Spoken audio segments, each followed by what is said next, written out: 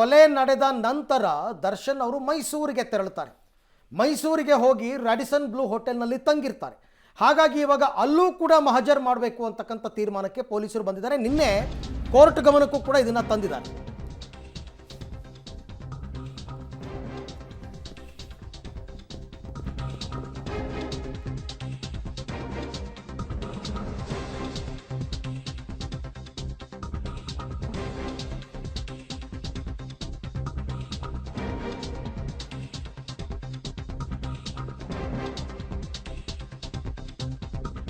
ಸ್ವಾಮಿ ಕೊಲೆಯ ಬಳಿಕ ಮೈಸೂರಿಗೆ ಹೋಗ್ತಾರೆ ದರ್ಶನ್. ಮೈಸೂರಿನ ಖಾಸಗಿ ಹೋಟೆಲ್ನಲ್ಲಿ ವಾಸ್ತವ್ಯ ಹೂಡ್ತಾರೆ. ಅಲ್ಲಿಂದಲೇ ಶವ ಸಾಗಾಟಕ್ಕೆ ಫೋನ್ ಕರೆ ಮಾಡಿರ್ತಕ್ಕಂಥ ಶಂಕೆ ಇದೆ. ಬಟ್ ಅದು ಟವರ್ ಲೊಕೇಶನ್ ಮತ್ತು ಡೇಟಾ ರಿಟ್ರೀವ್ ಮಾಡಿದಾಗ ಗೊತ್ತಾಗುತ್ತೆ. ಆರೋಪಿಗಳು ಶರಣಾಗೋದಕ್ಕೆ ಮೀನಾಮೇಷ ಎಣಿಸಿ ಬಳಿಕ ದರ್ಶನ್ ಭೇಟಿಯಾಗಿದ್ದರು. ಮೈಸೂರಿನಲ್ಲಿ ಭೇಟಿಯಾಗಿದ್ದರ ಬಗ್ಗೆ ಮಾಹಿತಿ ಇದೆ ಅಂತ ಕೂಡ ಹೇಳ್ತಾ ಇದ್ದಾರೆ. ಅಂದರೆ ಇಲ್ಲೇ ಎಲ್ಲ ಡೀಲ್ ಆಗಿತ್ತು ದರ್ಶನ್ ಮನೆಯಲ್ಲಿ ಸರೆಂಡರ್ ಆಗೋದಕ್ಕೆ ಎಲ್ಲ. ಬಟ್ ಮೈಸೂರಿಗೂ ಇವ್ರು ಹೋಗಿದ್ರಾ ಅಂತ ಒಂದು ಪ್ರಶ್ನೆ ಇದೆ.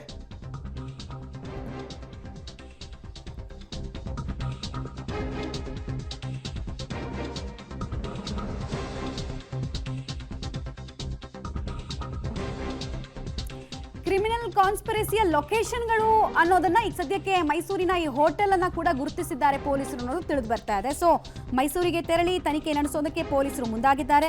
ದರ್ಶನ್ ತಂಗಿದ್ದ ಹೋಟೆಲ್ ರೂಮ್ ಹಾಗೂ ಇತರೆಡೆ ಸಾಕ್ಷ್ಯಗಳ ಸಂಗ್ರಹಕ್ಕೆ ಪೊಲೀಸರು ಮುಂದಾಗ್ತಾ ಇದ್ದಾರೆ. ಹೋಟೆಲ್ನಲ್ಲಿ ಪರಿಶೀಲನೆ ನಡೆಸಿ ಇಲ್ಲೂ ಯಾವುದಾದ್ರೂ ಸಾಕ್ಷ್ಯಗಳು ಸಿಗುತ್ತಾ, ತನಿಖೆಗೆ ಸಹಕಾರಿ ಆಗುತ್ತಾ ಅನ್ನೋದನ್ನ ಪೊಲೀಸರು ಫೈಂಡ್ ಔಟ್ ಮಾಡೋದಕ್ಕೆ, ಆ ಫೈಂಡಿಂಗ್ಸ್ ಅನ್ನ ನಾವು ಇನ್ನೂ ಕೂಡ ಮಾಡೋದು ಬಾಕಿ ಇದೆ ಅಂತ ನಿನ್ನೆ ಕಸ್ಟಡಿ ಕೊಡೋಕ್ಕಿಂತ ಮುಂಚೆ ಏನು ವಾದ ಮಂಡಿಸಿದ್ರಲ್ಲ, ಸೊ ಅದೆಲ್ಲವನ್ನ ಕೂಡ ರಿಕವರಿ ಆಫ್ ಎವಿಡೆನ್ಸ್ನ ಭಾಗವಾಗಿ ಮೈಸೂರಿಗೂ ಕೂಡ ಹೋಗ್ತಾರೆ ಅಂತ ತಿಳಿದು ಬರ್ತಾ ಇದೆ. ಓಕೆ, ಈ ಬಗ್ಗೆ ಮತ್ತಷ್ಟು ಮಾಹಿತಿ ನನ್ನ ಕೊಲೀಗ್ ಮೈಸೂರಿನಿಂದ KP ನಾಗರಾಜ್ ನನ್ನ ಜೊತೆ ಜಾಯ್ನ್ ಆಗ್ತಾ ಇದ್ದಾರೆ. KP, ಈಗ ದರ್ಶನ್ ಅವತ್ತು ರೂಮಿಂದ ಹೊರಗೆ ಬಂದ ತಕ್ಷಣ ಪೊಲೀಸರು ಅವ್ರನ್ನ ಅರೆಸ್ಟ್ ಮಾಡ್ಕೊಂಡು ಕರ್ಕೊಂಡು ಬಂದ್ಬಿಟ್ರು. ಈಗ ಆ ರೂಮನ್ನು ಹಾಗೆ ಸೀಲ್ ಮಾಡಿದಾರ ಪೊಲೀಸರು? ಬೇರೆ ಯಾರಿಗೂ ಆ ರೂಮನ್ನು ಕೊಟ್ಟಿಲ್ವಾ? ಈಗ ಅಲ್ಲಿ ಬಂದು ಮಹಜರ್ ಮಾಡ್ತಾರಾ? ಜೊತೆಗೆ ಕೆಲವು ಆರೋಪಿಗಳು ಮೈಸೂರಿಗೆ ಬಂದು ದರ್ಶನ್ನ ಅಲ್ಲಿ ಭೇಟಿ ಮಾಡಿದ್ರು ಅಂತ ಕೂಡ ಮಾಹಿತಿ ಇದೆ. ಸೊ ಹಾಗಾಗಿ ಇವತ್ತೇನಾದರೂ ಮೈಸೂರಿಗೆ ಬರೋ ಸಾಧ್ಯತೆ ಇದೆಯಾ? ಇದ್ರ ಬಗ್ಗೆ ಏನು ಇನ್ಫಾರ್ಮೇಷನ್ ಇದೆ? ಅರವಿಂದ್, ಪ್ರಮುಖವಾಗಿ ಅವತ್ತು ಪ್ರಕರಣ ನಡೆದ ನಂತರದಲ್ಲಿ ನೇರವಾಗಿ ದರ್ಶನ್ ಬಂದು ಉಳ್ಕೊಂಡಿರುವಂಥದ್ದು ಮೈಸೂರಿನ ಈ ರಾಡಿಸನ್ ಬ್ಲೂ ಹೋಟೆಲ್ನಲ್ಲಿ. ಹಾಗಾಗಿ ಅವತ್ತು ಪೊಲೀಸರು ದರ್ಶನ್ ಅವ್ರನ್ನ ಕಸ್ಟಡಿಗೆ ತೆಗೆದುಕೊಳ್ಳುವ ಸಂದರ್ಭದಲ್ಲೇ ಇಲ್ಲಿನ ಮ್ಯಾನೇಜರ್ಗೆ ಸ್ಪಷ್ಟವಾಗಿ ಹೇಳಿರುವಂಥದ್ದು, ದರ್ಶನ್ ಉಳಿದಿರುವಂತಹ ರೂಮನ್ನು ಬೇರೆ ಯಾರಿಗೂ ಕೊಡಬೇಡಿ, ಅದನ್ನು ಒಂದು ರೀತಿಯಾಗಿ ಸೀಸ್ನ ರೂಪದಲ್ಲೇ ಇಡಬೇಕೆನ್ನುವಂತಹ ಡೈರೆಕ್ಷನನ್ನು ಕೂಡ ಕೊಟ್ಟಿದ್ದಾರೆ. ಹೀಗಾಗಿ ದರ್ಶನ್ ಈ ಹೋಟೆಲ್ನಲ್ಲಿ ಉಳಿದಿದ್ರ ಆ ರೂಮನ್ನು ಇನ್ನೂ ಕೂಡ ಯಾರಿಗೂ ಕೊಟ್ಟಿಲ್ಲ. ಹಾಗಾಗಿ ಅಲ್ಲಿ ರೂಮಿನ ಒಳಗಡೆ ಏನೇನು ಸಾಕ್ಷ್ಯಗಳು ಸಿಗಬಹುದು ಅನ್ನುವಂಥದ್ದು ಬಹಳ ಕೂಡ ಮುಖ್ಯ. ಯಾಕೆಂದರೆ ಪ್ರಕರಣ ನಡೆದ ನಂತರದಲ್ಲಿ ಅಲ್ಲಿಂದ ನೇರವಾಗಿ ಮೈಸೂರಿಗೆ ಬಂದು ಈ ಹೋಟೆಲ್ನಲ್ಲಿ ಇದ್ದರು ಅನ್ನುವಂಥದ್ದು ಇದ್ದ ಮೇಲೆ ಅವರು ಆ ಪ್ರಕರಣ ನಡೆಯುವಂಥ ಸಂದರ್ಭದಲ್ಲಿ ಬಳಸಿದಂತಹ ಹಾಕ್ಕೊಂಡಿದ್ದಂತಹ ಬಟ್ಟೆಗಳನ್ನು ಇಲ್ಲಿ ಬಿಟ್ಟಿರ್ಬೋದಾ, ಅಥವಾ ಆ ಬಟ್ಟೆಗಳ ಮೇಲೆ ಬೇರೆ ಥರದ ಕಲೆಗಳು ಸಿಗ್ಬೋದಾ?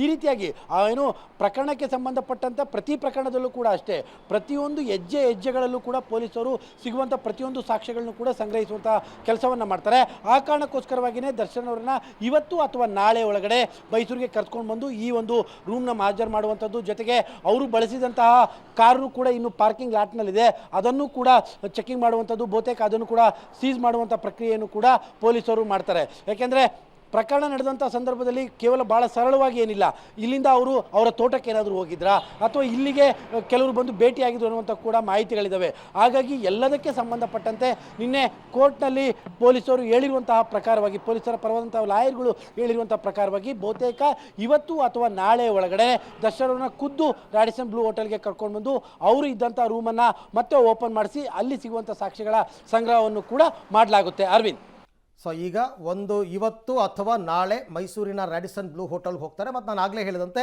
ಆ ರೂಮ್ ದರ್ಶನ್ ಯೂಸ್ ಮಾಡ್ತಾ ಇದ್ದ ರೂಮನ್ನು ಸೀಸ್ ಮಾಡಿರ್ತಾರೆ, ಯಾರಿಗೂ ಕೂಡ ಕೊಟ್ಟಿರಲ್ಲ. ಈಗ ಪೊಲೀಸರು ಬಂದ ಮೇಲೆ ಅದನ್ನು ಓಪನ್ ಮಾಡ್ತಕ್ಕಂಥದ್ದು.